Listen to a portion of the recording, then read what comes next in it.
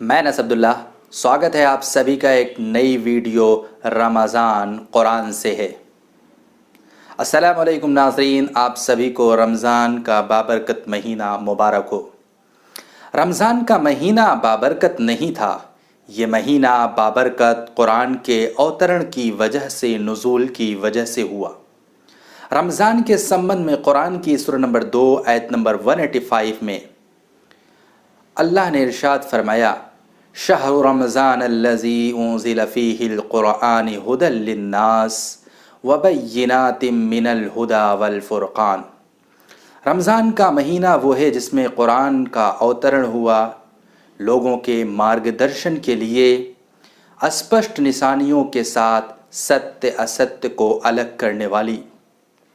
कुरान का अवतरण मानवता के लिए रहमत था। यूनिवर्स का क्रिएटर डिवाइन गाइडेंस भेज रहा था कि जीवन यहाँ कैसे व्यतीत किया जाए। जाहिर सी बात है कि ब्रह्मांड का निर्माता ही ये बताएगा कि क्रिएशन प्लान क्या है, कौन सा मार्ग सफलता की ओर जा रहा है तो कौन सा मार्ग असफलता का है, जीवन का उद्देश्य क्या है। कुरान ने इन सभी पहलुओं को बहुत ही विस्तार से स्पष्ट किया है। जो लोग कुरान के मानने का दावा करते हैं, ये उनका दायित्व बनता है कि पहले वो कुरान को स्वयं समझें, उसके बाद उसे दूसरों तक पहुंचाएं, क्योंकि कुरान मानवता के कल्याण के लिए है।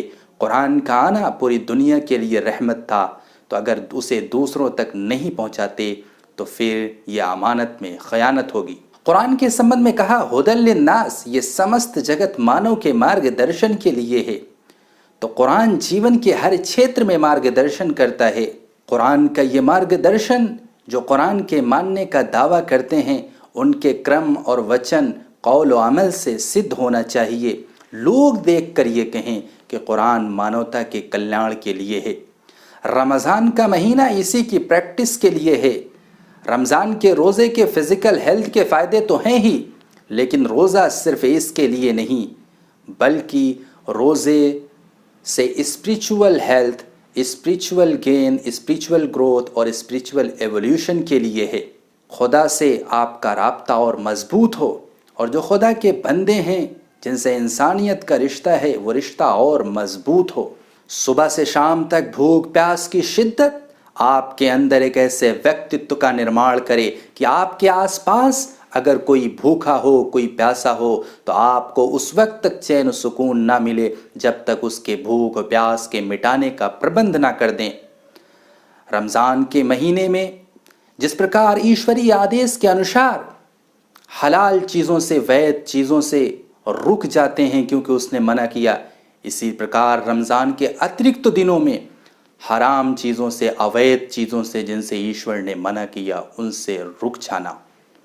रमज़ान के दिनों में भलाई के कामों में बढ़ोतरी होती है, तो रमज़ान के अतिरिक्त आजीवन भलाई के काम आजीवन करते रहने की प्रेरणा देने के लिए है। कुरान ने कहा कि रमज़ान के रोज़ों से तकवा पैदा होता है। तकवा का अर्थ है बचने के, यानी ईश प्रेम में ईश्वर ने जिन चीज़ों से मना किया है उससे रुकना, उससे बचना और अपने आप को मानवता के लिए समर्पित करना।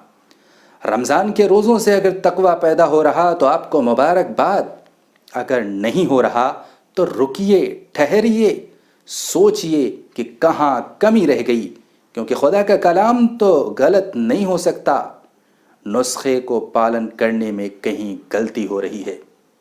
रमज़ान का महीना बाबरकत कुरान के नुज़ूल की वजह से बना, इसलिए कुरान से जुड़िए, इसको समझिए, इसके ज़रिए से अपने अंदर तक़वा को पैदा कीजिए, रमज़ान के रोज़ों की रूह को समझते हुए।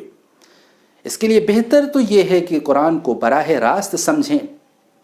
कुरान की अरबी यूट्यूब पर ऐसे ढेरों ट्यूटोरियल हैं कि आप महीने भर में सीख सकते हैं। यहाँ पर मैं 2 ट्यूटोरियल के लिंक डिस्क्रिप्शन में दे रहा हूँ, आप उसे फॉलो कर सकते हैं। लेकिन जब तक कुरान की अरबी नहीं सीखी, कम से कम ट्रांसलेशन पढ़िए, कुरान को समझिए और उसके ज़रिए अपनी ज़िंदगी की पस्तियों को बुलंदियों में तब्दील करें।